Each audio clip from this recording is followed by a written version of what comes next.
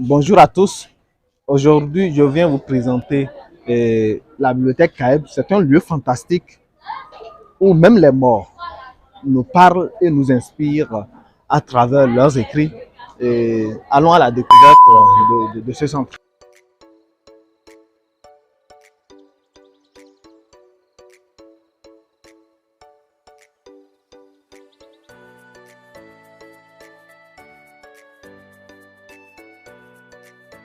Bonjour. C'est un réel plaisir pour moi ce matin de venir dans votre centre. Parce que quand je viens ici, je me sens renaître de mes cendres.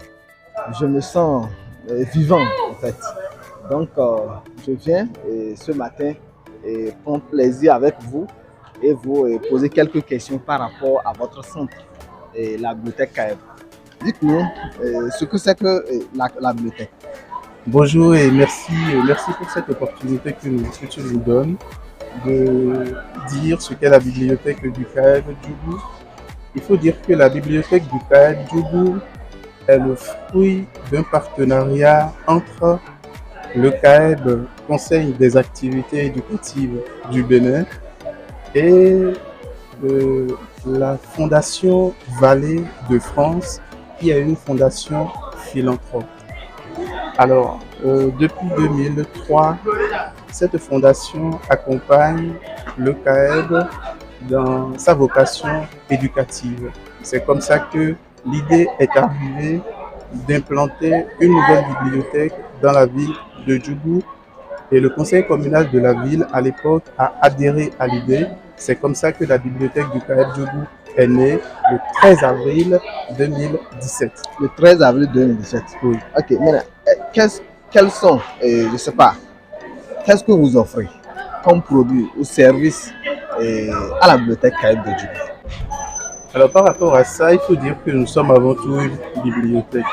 Et une bibliothèque, c'est un endroit où on a déposé un certain nombre de livres pour la satisfaction, les besoins d'instruction et d'érudition des lecteurs. Donc nous offrons la possibilité à la communauté de Djougou d'avoir accès à une documentation riche. Aujourd'hui, nous avons plus de 8000 livres que nous mettons gracieusement à leur disposition. Les gens viennent gratuitement pour lire. Les élèves ont la possibilité de venir lire gratuitement, tout comme ils ont la possibilité aussi de faire un abonnement qui leur permet, un abonnement symbolique, j'ajoute, qui leur permet d'emprunter 2 livres, d'aller l'utiliser pendant un certain délai et de nous les ramener, quitte à pouvoir renouveler ce prêt-là toutes les 2 semaines jusqu'à la fin de leur abonnement.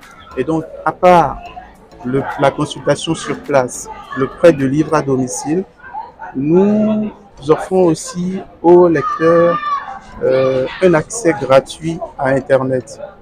C'est-à-dire que nous avons plusieurs routeurs qui sont disponibles. Les gens peuvent venir avec leurs ordinateurs, leurs portables.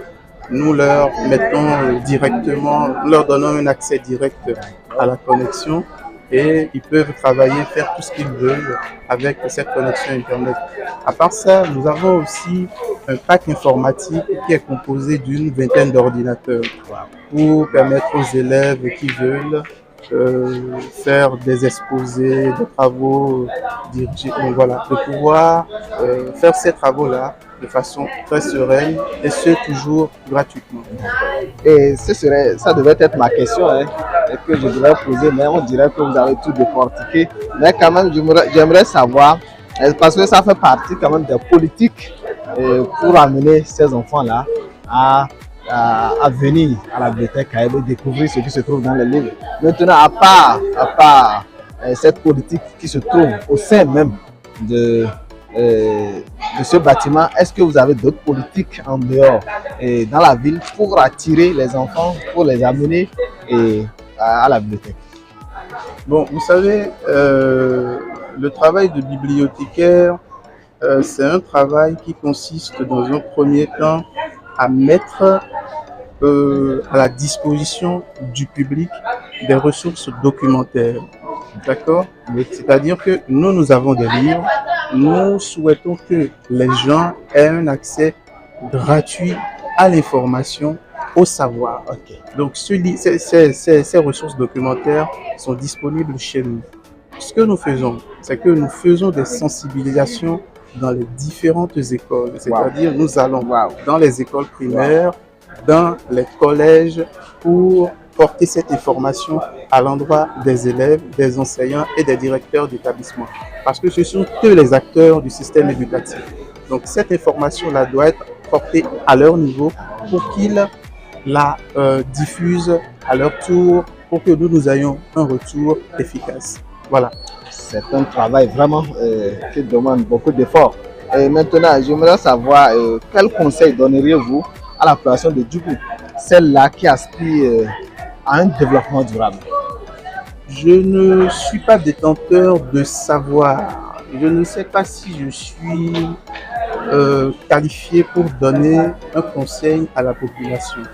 Mais je dirais simplement que le développement est une question transversale et que pour y arriver, nous devons mettre en place tout un mécanisme. Je vais dire par exemple que si nous voulons avoir d'excellents journalistes, nous devons créer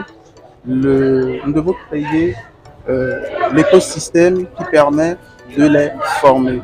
Et donc, si nous voulons vraiment qu'il y ait des journalistes qualifiés, on met à leur disposition les ressources nécessaires, les ressources documentaires, les ressources intellectuelles pour qu'ils puissent bien effectuer leur formation.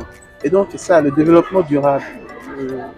Votre question, je ne veux pas lui dérober. Ce que je dirais, c'est que pour atteindre le développement durable, il faudrait que d'abord toutes les composantes de la société aient une idée très claire de ce qu'on entend par développement durable pour pouvoir agir à tous les niveaux concernés. Le niveau économique, le niveau culturel, le niveau social. Et donc, c'est tout ça mis ensemble qui va permettre d'atteindre le développement durable de la ville de Djougou.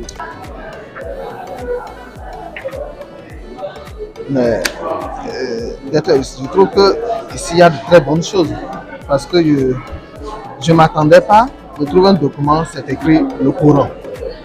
Et je pense que la bibliothèque est vraiment très riche parce qu'il y a un peu de tout. J'aimerais savoir, mais comment est-ce que un truc religieux aussi peut se retrouver à la bibliothèque que nous pensons, je ne sais pas. C'est une bonne question.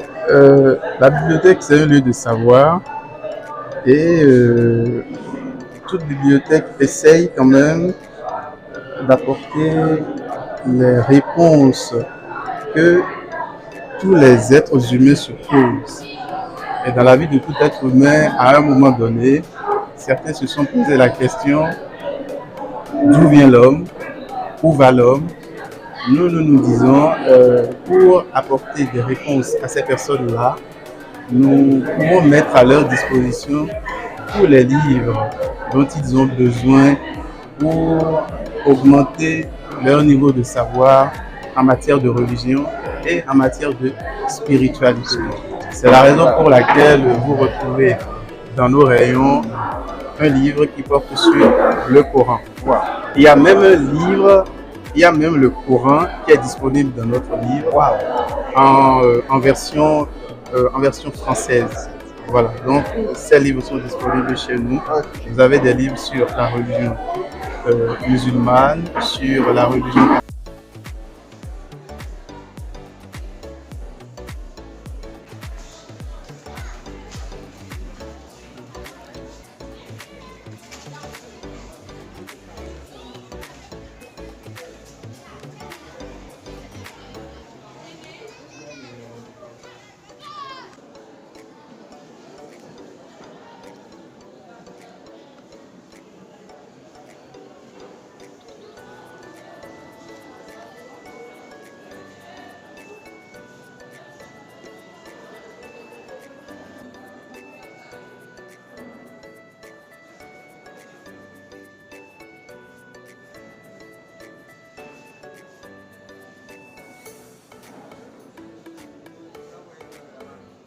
Vraiment, je vous ai retrouvé très occupé, mais vous m'avez quand même donné la chance de vous poser ces quelques questions.